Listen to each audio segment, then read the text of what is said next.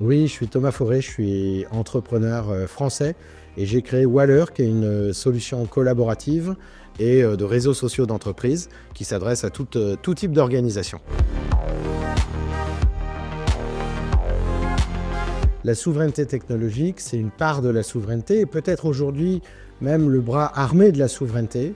Et la souveraineté, qu'est-ce que c'est si ce n'est le fait de pouvoir, pour une nation, rester libre. Et donc la souveraineté technologique, c'est les moyens technologiques qui nous permettent d'assurer cette souveraineté, c'est-à-dire une forme d'autonomie pour notre pays je dirais avec le moins de dépendance possible, en tout cas avec des dépendances maîtrisées. Waller contribue, je crois, au fait de rebâtir cette souveraineté technologique qui, malheureusement, est très faible aujourd'hui en Europe et en particulier en France, par un simple moyen, c'est en reconstruisant du logiciel, en se basant, je dirais, dans l'écriture de ce logiciel, sur les principes qui sont les nôtres, en particulier la culture européenne, et de créer un produit français qui s'adresse évidemment à l'international, mais qui est fait avec nos valeurs, en particulier la protection de la donnée, la protection des échanges, et aussi un produit qui travaille beaucoup sur les aspects de la cybersécurité, dans un contexte géopolitique très tendu, où nos dépendances peut-être, évidemment, et en particulier américaines, ne vont pas faire de notre pays, je dirais, un pays très longtemps indépendant. Il faut qu'il y ait des éditeurs, il faut qu'il y ait des fabricants de technologies qui soient en mesure de remplacer ces technologies américaines qui nous ont évidemment submergés.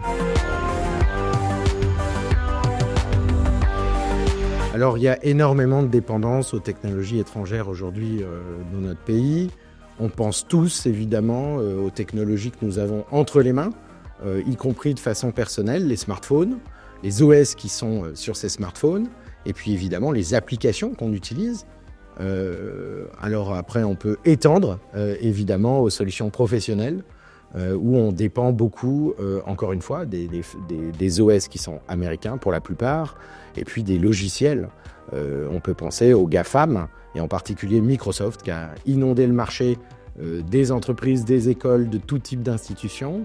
Et il va falloir peut-être pas nous en défaire totalement, mais être dans la capacité de pouvoir nous en défaire quand c'est nécessaire. Et je pense en particulier à tous les systèmes qui hébergent des données sensibles, des données critiques pour la nation. On peut penser à la défense, au secret industriel, on peut penser à toute forme, je dirais, de données qui ne devraient pas se retrouver sur des clouds américains.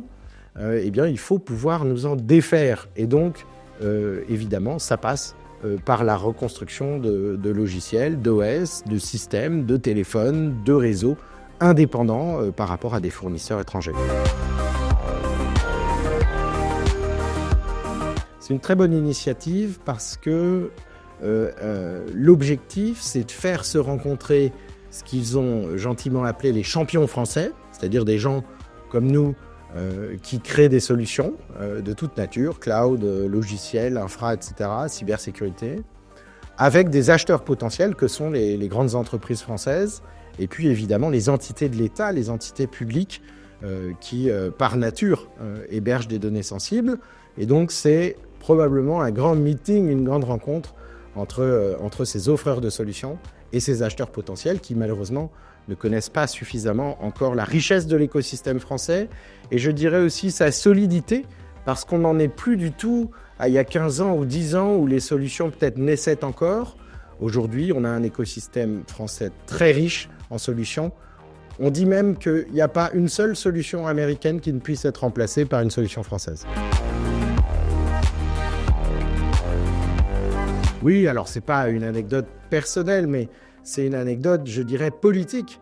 Moi, j'ai été, comme beaucoup de mes compatriotes, très choqué par le choix qui a été fait en 2020 de confier les données de santé des Français, ce qu'on appelle le Health Data Hub, en bon français, n'est-ce pas, à la firme américaine Microsoft, et qui, depuis, héberge nos données, évidemment, sans regard particulier sur les aspects de protection.